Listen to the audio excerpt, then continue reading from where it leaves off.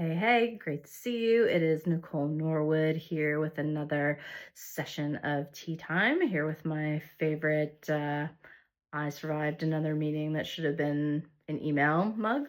Perhaps you can relate.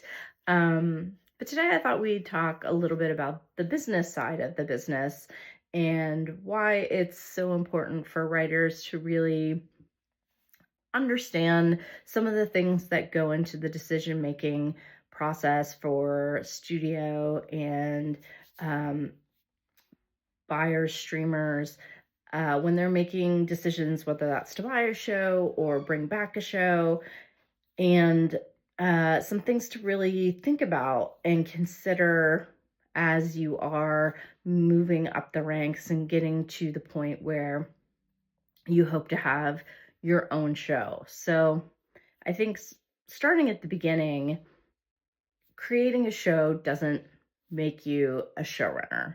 I think, obviously that is a very aspirational place to get to, and we hope in success that that's where you end up. But there's so much involved in being a showrunner outside of just breaking story, um, writing scripts, creating the creative aspect of your show. Because at the end of the day, you are running a multi-million dollar business as a showrunner. And nowadays it can be hundreds of millions of dollars that you are in charge of ultimately. So it's really important to understand that while you're the head of the creative process, you're also responsible at some level for the business side of how your show functions. And obviously, what you write creatively affects the cost of your show, and the cost of your show affects your potential for success. So let's talk a little bit about that and break it down. And I'll start just by mentioning one of my personal pet peeves as an executive, which is this idea that if you create a show, you're a showrunner. I think obviously writers aspire to hit that level, but it's a title that comes with experience.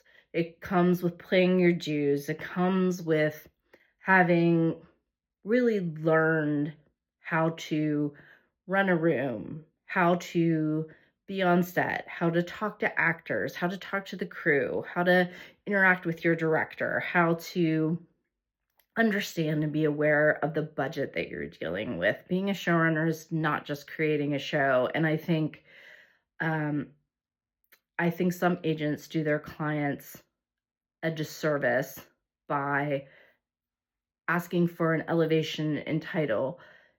You create a show and you should be an executive producer. And once you're an executive producer on that show, you should be an executive producer going forward. And it's just not realistic. And you're only making it more difficult for yourself by purporting to have a skill set that you don't yet. And I think it's really important to acknowledge that there is always more to learn. And especially when you're starting out, just because you create a show doesn't mean you have learned everything you need to know to manage the entire process. Now, that said, it's extremely difficult because these are two wildly different skill sets. One is a more business minded skill set, and one is a very creative minded skill set. And so you don't always have a facility for both, and that's okay. I think as these shows have gotten bigger, more complex, more complicated, you've really seen that job bifurcated. Um, and sometimes you have a creative showrunner, a person who really is the driving force behind the creative. And then you have a showrunner who is really skilled at dealing with more of the logistical side of things. And if you can find the right partnership, it's a really great way to manage a show because it splits the onus of responsibility. and it gives the parties an opportunity to dig into the parts of the business they really excel at, to be the person who is able to do all of those things and to frankly have the time to manage all of those things is unbelievably challenging. And it is, um, again, something I think you really have to spend years experiencing so that you've learned what to do when the actor on set won't come out of their trailer, or there's an incident on set, or you're going into your fifth day of shooting and you're wildly over budget for that episode. How do you change that script or omit scenes or make decisions as you're moving uh, to really be responsible to that ultimate budget number? Um, and part of that is learning from the people you work with, taking the opportunity as a staff writer, as a story editor, as a co-producer to um, really soak in all the knowledge you can from those writers who have been there and done that.